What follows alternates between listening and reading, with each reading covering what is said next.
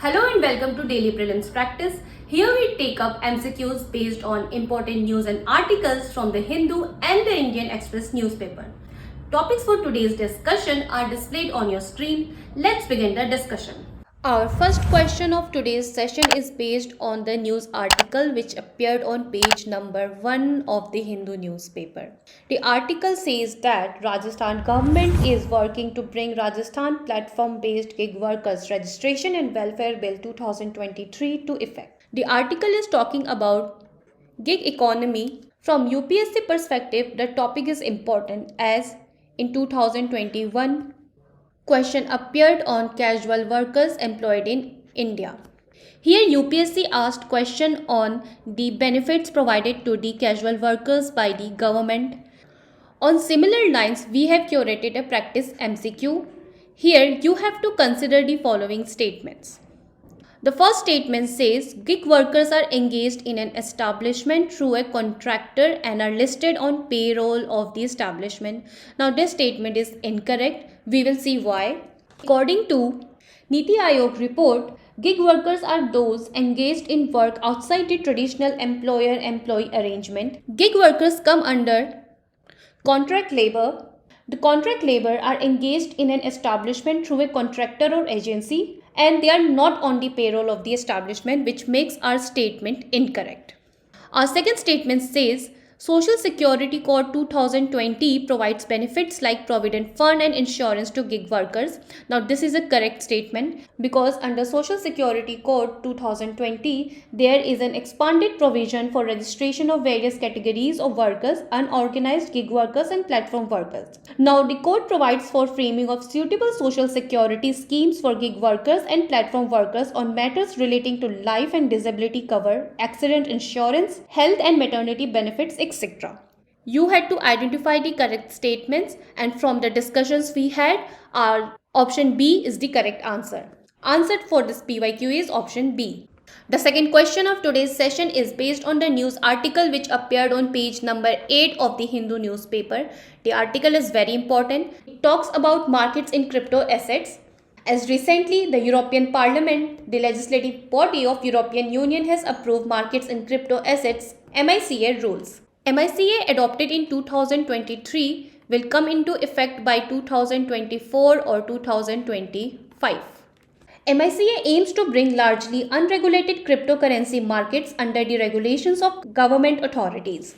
Topics related to crypto assets, currencies and related development has recently become UPSC's area of interest. As in 2019, question appeared on General Data Protection Regulation.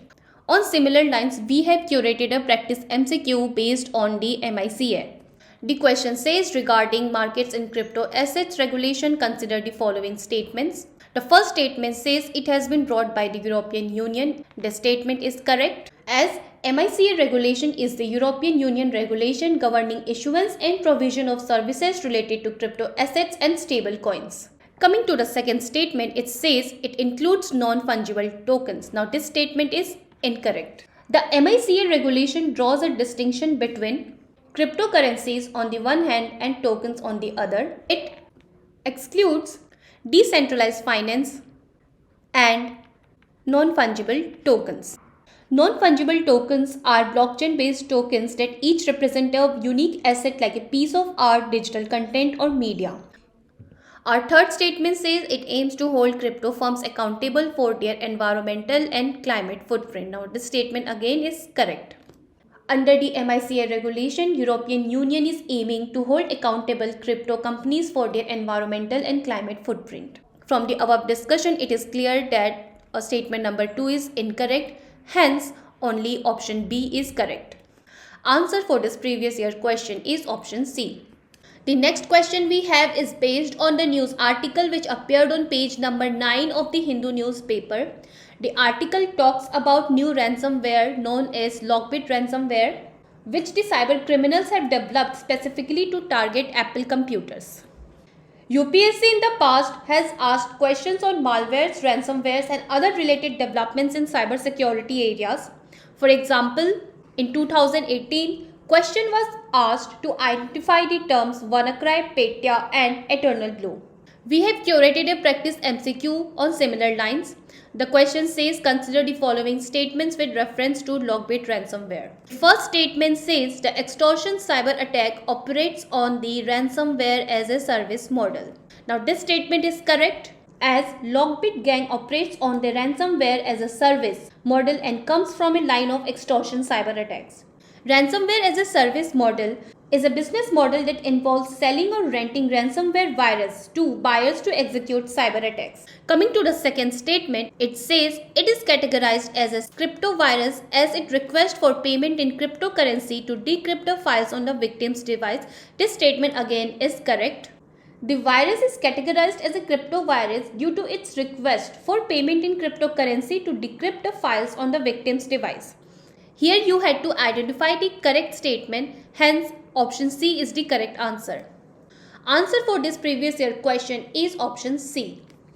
The fourth question of today's discussion is based on the article which came on page number 5 of the Hindu newspaper. On 23rd of April, Basavana Jayanti was celebrated. It is celebrated on the third day of Vaisakh, the second month of the Hindu calendar. Lord Basavana was a 12th century poet and philosopher. He is celebrated and held in high regard, especially by the Lingayat community. From UPSC perspective, this topic becomes part of art and culture, which is an area of interest for the prelims paper. In 2020, question was asked to identify the terms with their correct meaning. On similar lines, we have curated a practice MCQ which says, with reference to the religious history of India, consider the following statements. The first statement says Lord Basavana based his spiritual discipline on the principles of Arivu, Achara and Anubhava. Now this statement is correct. The efforts of Lord Basavana brought a social, religious and economic revolution in the 12th century. His spiritual discipline was based on the principles of Arivu, meaning true knowledge, Achara, meaning right conduct, and Anubhava, meaning divine experience. Coming to the second statement, which says Kayaka and Dasoha are socio-economic principles attributed to teachings of Lord Basavana. Now this statement again is correct. Lord Basavana gave two very important socio-economic principles, Kayaka, meaning divine worth, and Dasoha, meaning equal distribution.